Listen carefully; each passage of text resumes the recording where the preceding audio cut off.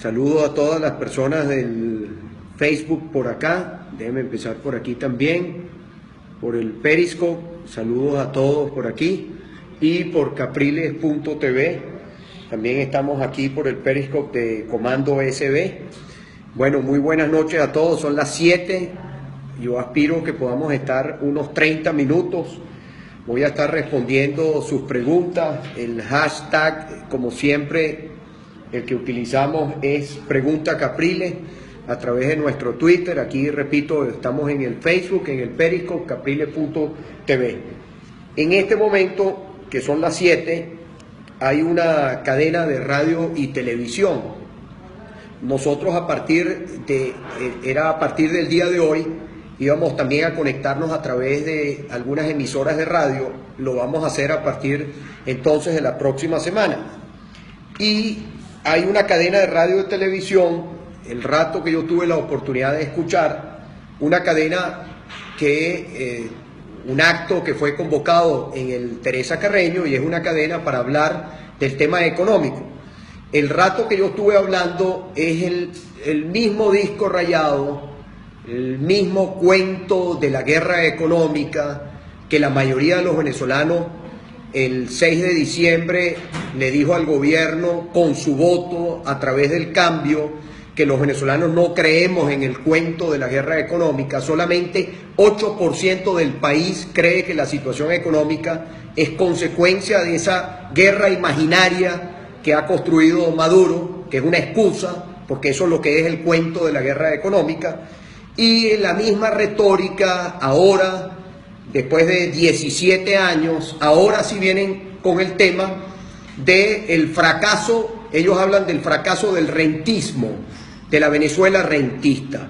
No ha habido en la historia de nuestra Venezuela un gobierno que nos haya llevado a la situación de dependencia del petróleo como este gobierno.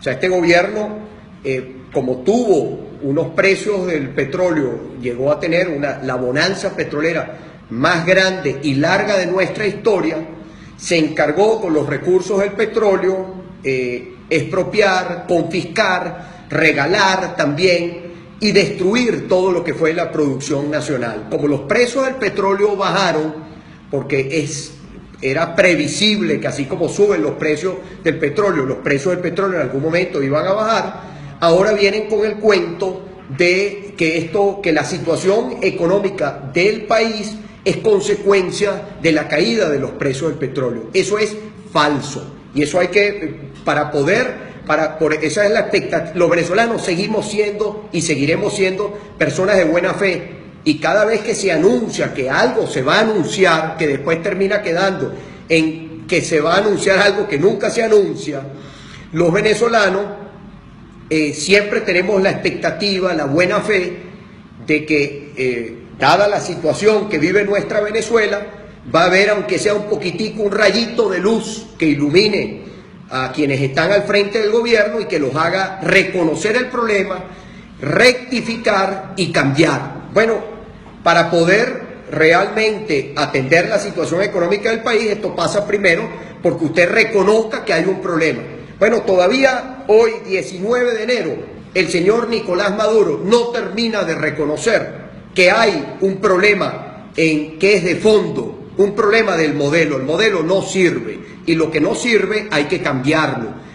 Hoy en el Teresa Carreño es el mismo disco rayado, la misma retórica, el acto de hoy, y por eso yo no fui, porque el país no está para shows, el país no está para unos actos allá, ponerse un traje, una corbata y seguir en lo mismo. El país está para que se tomen acciones, y usted me dirá, la persona que nos está viendo en este momento, cuáles son las acciones que hay que tomar. Usted tiene que cambiar el modelo. No puede ser el mismo modelo del Estado que quiere ser dueño de todo, del Estado que expropia, del Estado que quiere tener más poder. El modelo hay que cambiarlo y hay que ir al modelo del Estado promotor, del Estado que apoya el emprendimiento, del Estado que trabaja con el sector privado, con el esfuerzo privado, del Estado que se sienta y lo primero que le dice al inversionista es que va a respetar las leyes, que le va a dar seguridad jurídica, que va a generar confianza. Eso es el punto de inicio. Hoy en el Teresa Carreño está el gobierno, Nicolás Maduro como su principal vocero, está reconociendo, no, ahora vienen es por la caída de los precios del petróleo, y ahí yo quiero muy brevemente, para empezar a responder las preguntas, estos 5 minuticos que llevamos, mire, yo quiero aquí, esta es la inflación, aquí ven ustedes, Venezuela, nuestro país retrocede, y miren los países de la OPEP. Mire aquí tenemos nosotros, aquí está Venezuela, la inflación. Esta inflación hay que corregirla porque no fue 219. Esta presentación la teníamos nosotros sobre un estimado, esta fue una presentación que preparamos para finales del año 2015. La inflación terminó en 270%. Ahora, mire todos los demás países, países OPEP. Mire la inflación que tienen. Países que si fuera cierto el cuento de Maduro, de que el problema económico en Venezuela es consecuencia de la caída de los ingresos del petróleo, se supone que todos los demás países OPEP deberían estar en la misma situación. Mire cómo están los demás países OPEP, mire dónde está nuestra Venezuela. Mire, por ejemplo, en términos de la variación interanual del Producto Interno Bruto, año 2015. Mire la situación de Venezuela, el peor rendimiento, el peor resultado. Mire la situación, después viene Libia, después viene Ecuador, que ha tenido una caída, tuvo una caída de 1%, pero estamos hablando de Venezuela en 10%. Y mire el resto de países OPEP, tuvieron crecimiento en el año 2015, tuvieron crecimiento de su Producto Interno Bruto. Aquí me dice que se congeló la señal, pero yo lo veo perfecto, ¿no? En el Periscope nuestro. Aquí veo bien, si ustedes pueden chequear, si está funcionando, ¿no? Recuérdense que tenemos también, y nos disculpan, la peor conexión de internet de toda América, aquí en nuestro país. Sigo por aquí, para que ustedes vean, para que nadie me los confunda, para que nadie me los manipule. Aquí está, volviendo con los países OPEP. Mire, por ejemplo, también, y esto, aquí está, por ejemplo, desde 2006, Venezuela ha multiplicado por 5 su deuda externa. ¿Qué hizo el gobierno en la época, como dicen, no de las vacas flacas, sino de las vacas gordas? ¿Qué hizo el gobierno? Mire cómo endeudaron el país, multiplicaron por 5 nuestra deuda externa, por 5, porque ahora Maduro está hablando de que este año hay que cumplir con compromisos extranjeros y que los compromisos este año son mayores que los del 2015. ¿Y quién endeudó a Venezuela en esta situación? ¿Quiénes son los responsables de que el país lo hayan hipotecado y endeudado en estas condiciones? Miren, por ejemplo, aquí tienen la desconfianza que les decía yo que inspira a Venezuela. Nosotros tenemos una prima de riesgo 5 veces mayor a la de América Latina. Esto no es consecuencia de la caída de los ingresos petroleros, esto es consecuencia de un modelo que no funciona.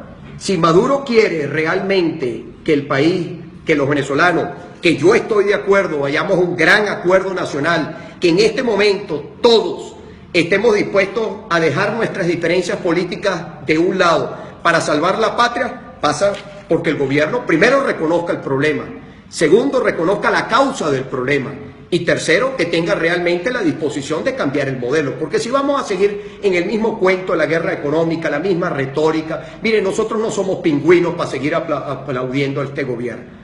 Nosotros no estamos aquí para que todo lo que haga el gobierno aplaudirlo, porque pareciera que esa es la intención. Y repito, tengo la mejor disposición de trabajar y nosotros hemos ido a reuniones en el Palacio Blanco, en el Palacio de Miraflores, convocatoria de emergencia en materia de seguridad. ¿En qué han quedado las reuniones del gobierno? En nada. ¿Qué pedimos nosotros los venezolanos? Mire, ya dejemos la retórica, dejemos el mismo disco rayado, queremos acciones. Te necesitamos en este momento acciones para sacar a Venezuela de la crisis. Y después, para también mostrarles aquí está el gran tema. ¿Cómo va creciendo la pobreza? Aquí va creciendo la pobreza, mire, 76%, cerramos el año 2015. Mire la curva. Decir que es un tema exclusivamente de la caída del ingreso petrolero. ¿Usted cree realmente que estamos en esta situación por la merma del ingreso petrolero? El país llegó a tener $7 el barril. Llegó a tener nuestra Venezuela. ¿Había la escasez que hoy hay? No. ¿Por qué hay la escasez? ¿Por qué hay las colas? ¿Cómo se resuelve el problema de las colas en nuestro país? Produciendo. ¿Por qué, mi querido señora que me ve por aquí, a quienes nos están viendo a través de las redes? ¿Por qué hay colas en Venezuela? ¿Qué pasa? ¿Cuál es la razón de las colas? Porque como usted ha tenido una merma en el ingreso, porque además el gobierno anuncia con bombos y platillos que va a aumentar los impuestos, que va a aumentar... ¿Usted cree que aumentando la gasolina, aumentando los impuestos, usted cree que se va a resolver el problema de escasez o el problema económico que hay en nuestro país? No, porque usted lo que va a hacer como gobierno es recaudar más bolívares. ¿El gobierno acaso necesita más bolívares? No, el gobierno en este momento lo que necesita son divisas. ¿Y cuál es hoy nuestra fuente de ingresos? Venezuela llegó a tener 20% de divisas, de ingresos en divisas, que no eran de la venta del petróleo. Hoy es 96%. O sea, somos más rentistas que nunca con este gobierno. Entonces, ¿qué necesita el gobierno? Divisas. ¿Por qué el gobierno necesita divisas en este momento? ¿Cuál es la urgencia de las divisas? Porque el gobierno necesita pagar las importaciones que se pagan en divisas. Para poder tener los productos, como los productos no los estamos produciendo en el país, hay que importarlos. Entonces, usted tiene dos caminos que no son excluyentes, que pueden ir en paralelo. Por un lado, que usted vaya diversificando su economía, por supuesto, que usted ese ingreso petrolero le permita diversificar la economía, pero para eso necesita el sector privado. Usted necesita realmente el sector privado. Y otro tema que tampoco se le ha cumplido es cuál es realmente la situación de la industria petrolera. ¿Qué estamos haciendo nosotros con el propio ingreso en divisas de la industria petrolera? O sea, nosotros mientras le damos dando tiempo, porque eso no es de un día para otro, para que los productos que necesitamos los venezolanos para poder vivir, los podamos producir en nuestra tierra, en nuestro país, porque en Venezuela tenemos todo para poder hacer de este país un país productivo, donde los venezolanos podamos ir al mercado y todos los productos que nosotros compremos en el mercado sean productos hechos en Venezuela. Voy a las preguntas. Vamos a ir respondiendo preguntas.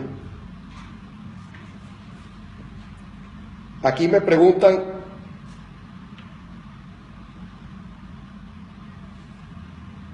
Ajá, espérese para ir actualizando un momentico. Aquí dice que se cayó la señal. ¿Dónde? Está congelado preso. Pero aquí, ustedes lo pueden... Dice conectado, pero no está rodando. Ya va. Aquí yo veo las personas, si me ayudan, por favor, los que están conectados. Ajá, ok. Y el Facebook está conectado, ¿no? Ok. Pregunta Romero, Ajá. ¿qué opinión tienes sobre el diálogo que propone Maduro? Mire, diálogo no es una sola persona hablando, eso es monólogo, una sola persona que habla, una sola persona que cree que, como dicen, que sigue con el cuento en el tema económico, sigue con el cuento de la guerra económica. ¿Usted cree que esto es un problema?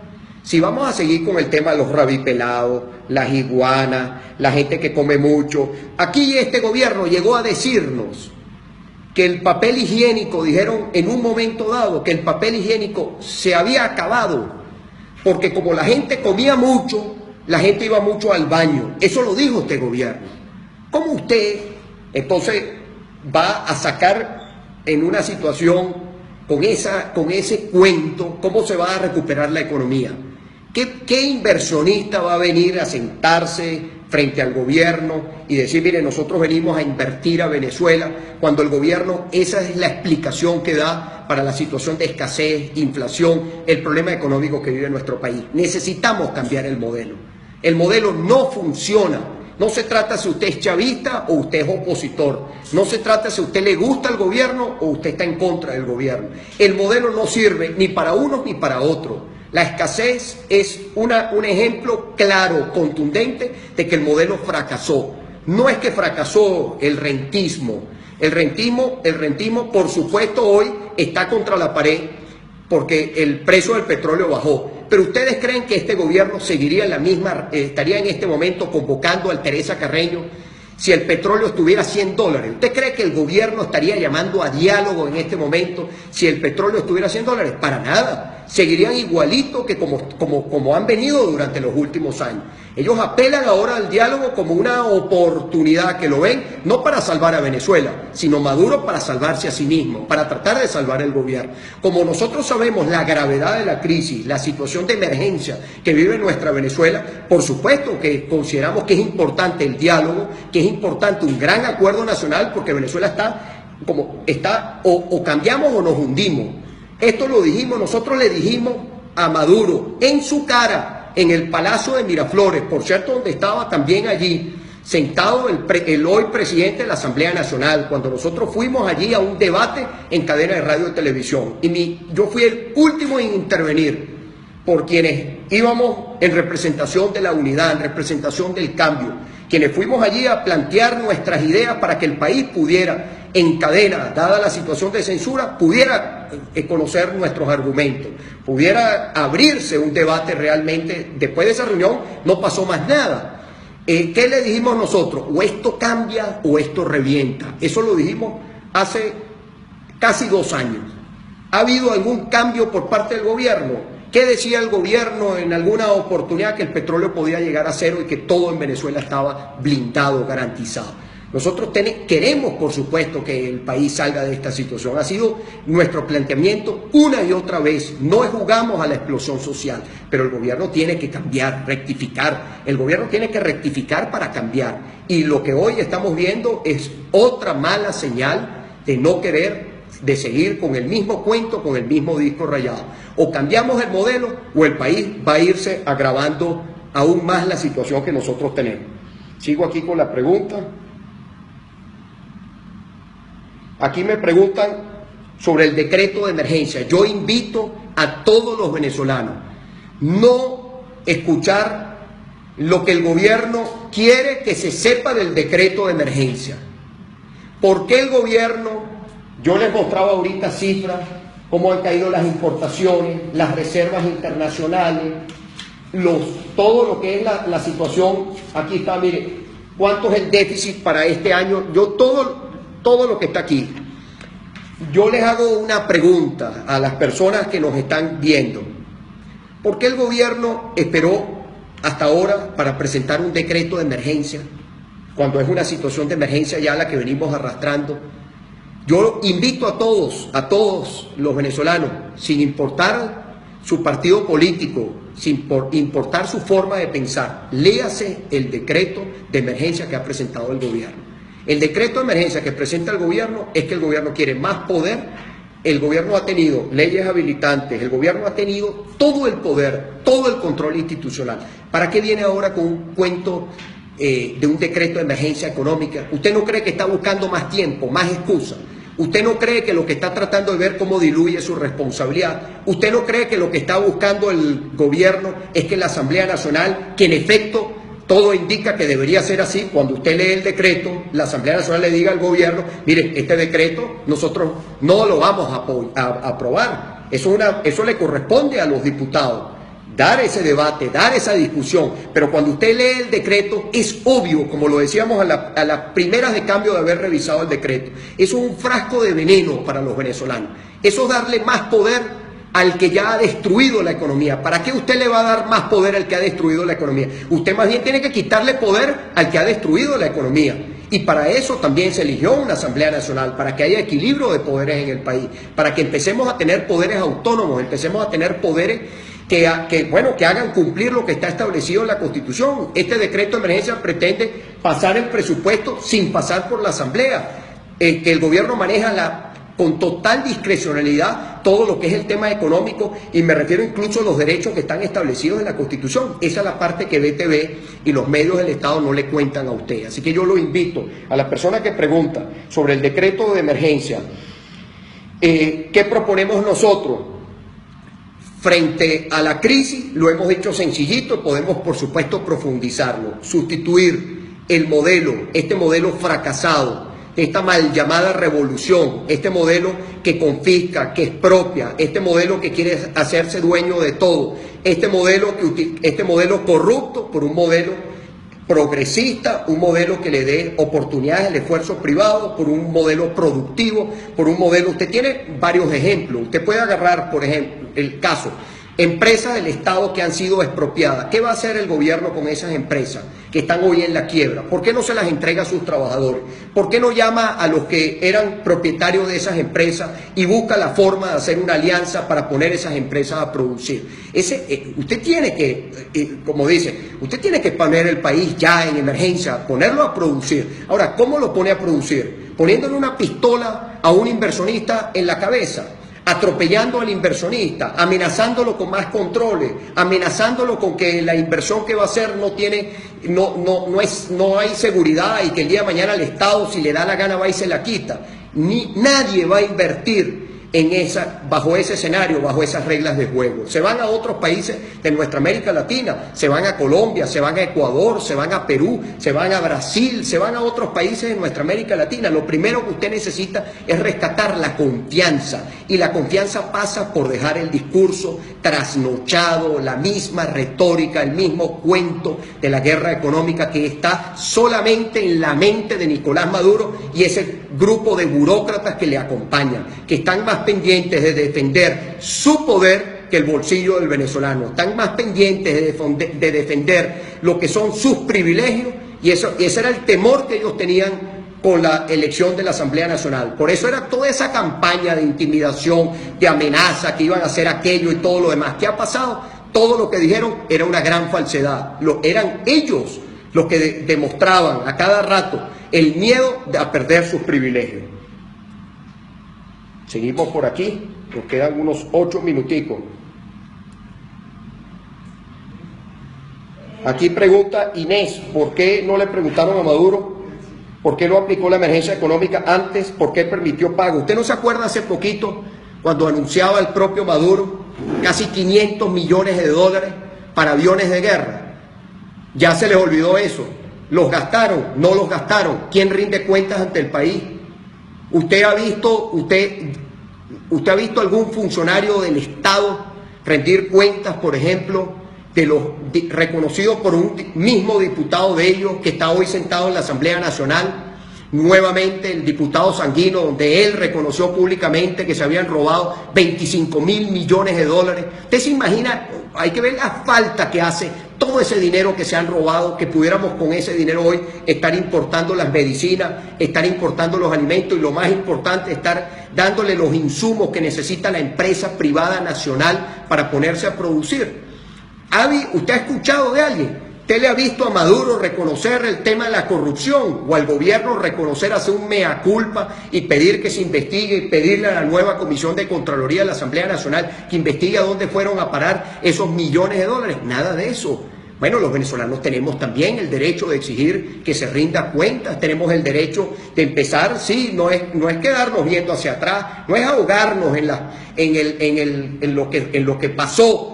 Porque al final tenemos que, como dicen, hay que ir hacia adelante, no podemos quedarnos en un debate simplemente un debate, pero tampoco puede haber un gobierno que habla, aquí que preguntan sobre el tema de los presos políticos, que me preguntan también sobre el tema de los presos políticos. Bueno, ese tema, o sea, el gobierno en eso, ni una señal de rectificación, ni una señal, pero entonces le tocas el tema de la corrupción, a eso sí, de eso no quiere hablar.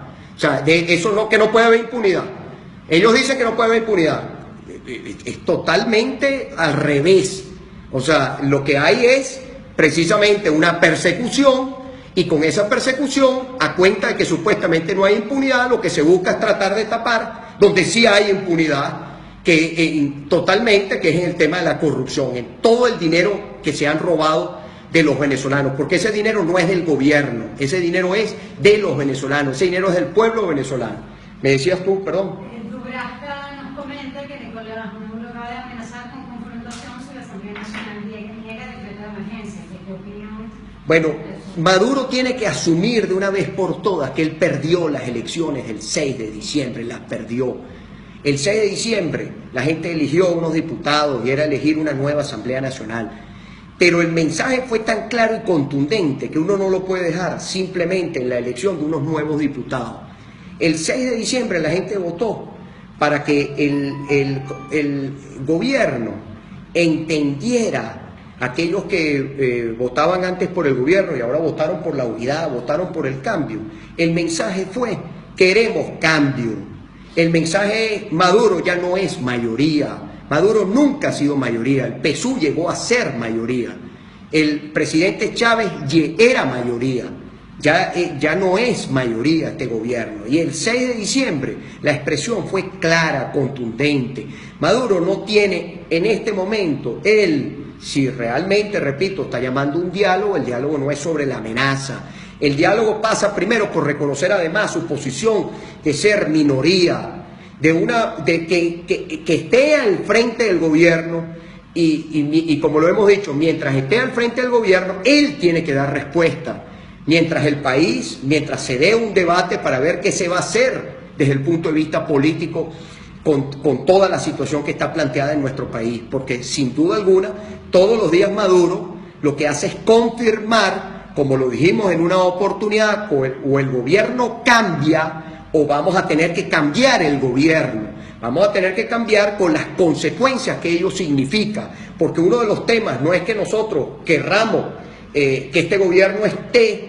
Lo que nosotros hemos dicho y lo reiteramos, que dada la gravedad de la situación económica, social que vive nuestra Venezuela, todo el tiempo y todo el esfuerzo tiene que ir hacia la recuperación del país en este momento, porque poniendo el símil de un paciente, el paciente lo tenemos en terapia intensiva y entubado. O nosotros atendemos al paciente, lo atendemos y le damos la medicina que requiere el paciente, o el paciente se nos complica y se nos puede morir. Y nadie quiere que eso ocurra. Nosotros queremos que el país salga de esta coyuntura para que entonces vayamos al tema, al final, al tema también para que el país resuelva su crisis política, porque el país tiene una crisis política. Hay gente que dice que las dos cosas están unidas. Sí, las dos cosas, nadie dice que una tiene que ir por allá y la otra por otra parte.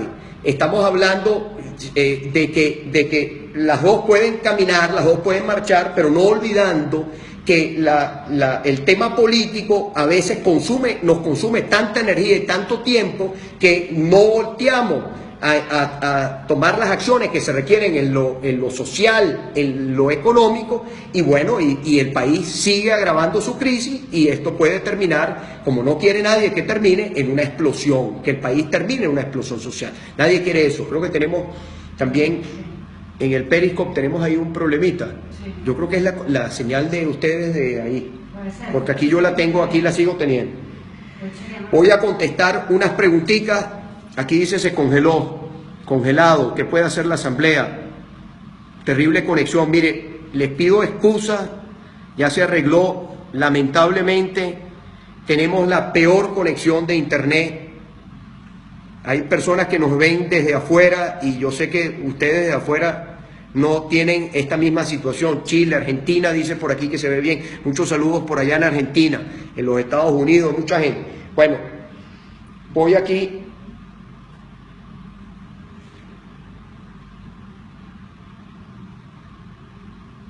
Aquí me preguntan, Marisol Esteves, ¿qué pienso yo de lo que le pasó tanto a Lilian Tintori como a la señora Antonieta López? Mire, da vergüenza a lo que someten no solamente a Lilian, Antonieta, sino a todas las mujeres que van y visitan a su esposo, a su hermano, a su padre en una cárcel. con aquello de que la revisión supuestamente es para que no introduzcan en el centro penitenciario algún arma, algunas de lo que el gobierno después dice que incautó. Yo le quiero recordar que el caso de Leopoldo, como todos los demás, son presos políticos. Son presos políticos. Y después, también con ese argumento, que es un argumento vergonzoso que utiliza el sistema penitenciario, no podemos olvidar cómo dijeron en una oportunidad que habían incautado un FAL,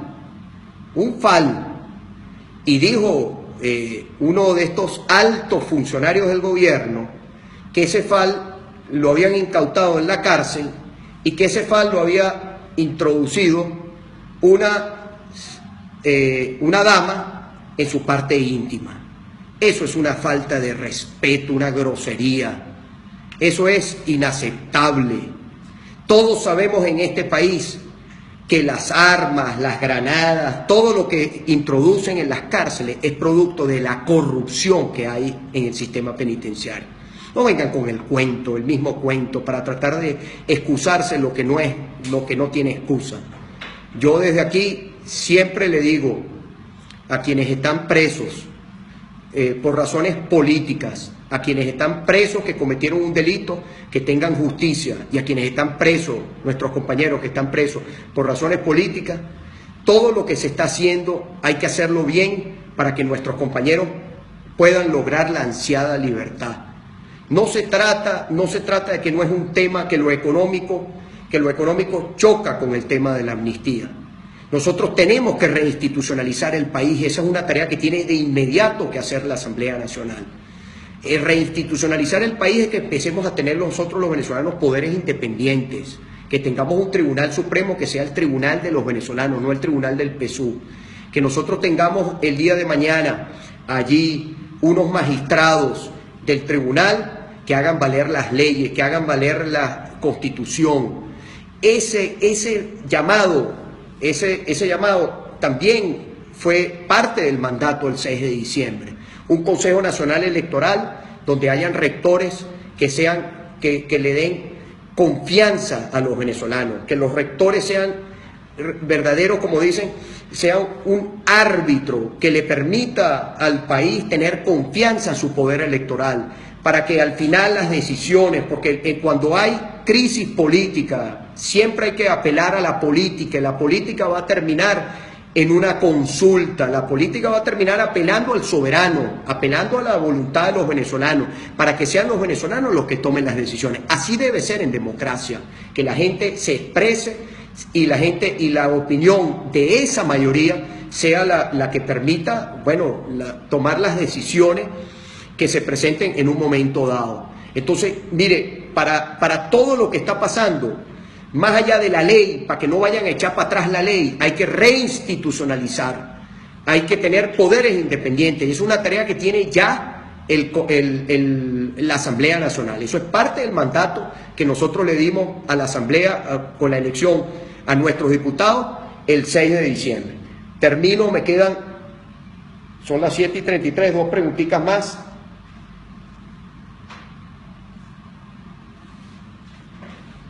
Aquí preguntan, espérese un momento, que se me guindó a mí también aquí. Bueno, yo lamento, es que estoy... Hay dos preguntas. Ajá, respóndeme tú aquí, yo estoy aquí guindado. Luis Felipe pregunta qué va a pasar con las impugnaciones de los diputados y si ganaremos, si se repiten las elecciones, si crees que ganaremos. Bueno, las impugnaciones, aquí dicen mal la conexión. Mire, lo siento, la conexión es terrible, Andrea. Voy a tratar y voy a despedir con esto. Mire, las impugnaciones. La impugnación, el problema que tiene el gobierno es que fueron 112, no fueron 57, fueron 112. El gobierno, todo lo que hizo estos últimos años fue con mayoría simple. Y no quiere decir que es que nosotros no vamos a pelear o vamos a permitir que nos quiten unos diputados y no se va a pelear. Lo que le quiero decir es que cualquier proceso de impugnación, cualquiera que haga el PSUV, al final ¿en qué termina? En una elección. ¿Y usted cree que este gobierno va a ganar otra elección? ¿Usted cree que este gobierno, en las condiciones que está hoy en Amazonas, si se repiten las elecciones, el gobierno le va a quitar al cambio diputados? Existe de repente, quizás en la mente fantasiosa de algunos de estos fanáticos del gobierno, ellos de repente creen que con eso, que una repetición de elección les va a poner en unas condiciones más favorables. Yo creo que sería peor. Ahora bien, ¿qué quiero yo decir con esto? Que todas las expectativas que tenemos los venezolanos, aprobación de leyes, de reinstitucionalización, de todo, el problema que tiene el PSUV, repito, es que son 112, no fueron 57. No fueron, no es que la unidad tiene un diputado más que el gobierno, no, es que se duplicó a la fuerza del PSUV. Y yo quisiera saber, ustedes están impugnando los del PSUV y Maduro además en ese larga intervención sin decir nada en la Asamblea Nacional, porque al final más de lo mismo. Él dijo que venía una repetición de elecciones en Amazonas. O sea, él una vez más se pone en evidencia del control que ejerce sobre el tribunal. Una razón más para que el país haya reinstitucionalización, porque incluso a todos los seguidores del gobierno, a quienes más les conviene que este país tenga una reinstitucionalización, son incluso los militantes del gobierno, porque este gobierno cada día atropella más a su propia gente, cada día se lleva por delante los derechos de su propia gente, no es de la oposición, incluso de su propia gente. Fíjense cómo responden a la ley de propiedad. O sea, Maduro, él sí puede ser dueño de una casa, él sí puede ser dueño de un apartamento, o todos esos enchufados que ustedes los ve allí, véanle los trajes. Ellos sí pueden tener trajes que cuestan una fortuna, ellos sí pueden tener buenos relojes. Pero el pueblo que vive en algún apartamento que haya construido este gobierno, que no es con el dinero de su bolsillo, sino es con el ingreso del país, de todos los venezolanos, ellos sí pueden tener casas, ellos sí pueden tener título de propiedad, ellos sí pueden tener un documento registrado en el registro. Y usted que vive en una vivienda, digamos, o no hagamos el caso de las viviendas porque vamos también a la ley de barrio que también se va a presentar. Usted que tiene una vivienda, que ese es su patrimonio, que usted tiene su casita hecha allí con muchísimo esfuerzo, que usted tiene su parcelita ahí, usted vive en Petare, por ejemplo, y ese es su terreno y está su casa allí, usted no puede tener título de propiedad, como le está dando, por ejemplo, la alcaldía de Sucre. Cuando nosotros fuimos los primeros en entregar títulos de propiedad a las personas en los barrios, cuando estuvimos en Baruta, en los barrios populares de nuestro municipio Baruta, ahí entregábamos nosotros un trabajo hecho por un equipo de técnicos que tuvieron que, hacer toda la delimitación para que cada quien tuviera exactamente la parcela que le corresponde de acuerdo a su vivienda, para que no afectara el derecho de otro. A nosotros le dimos el título de propiedad. A esa persona no tiene derecho, según este gobierno. O sea, ellos no tienen, por supuesto que tiene derecho. Entonces, usted ve ahí como hasta se exalta el señor, sale de sus cabales, pega el puño en la mesa, que tendrán que derrocarlo porque él no va a permitir. Él está al servicio del país. No somos los venezolanos los que estamos al servicio de él. Nosotros no somos, como dicen, nosotros no somos empleados de Maduro. Maduro es empleado de Venezuela. Ellos son empleados del país. Ellos están al servicio de usted, mi querida señora.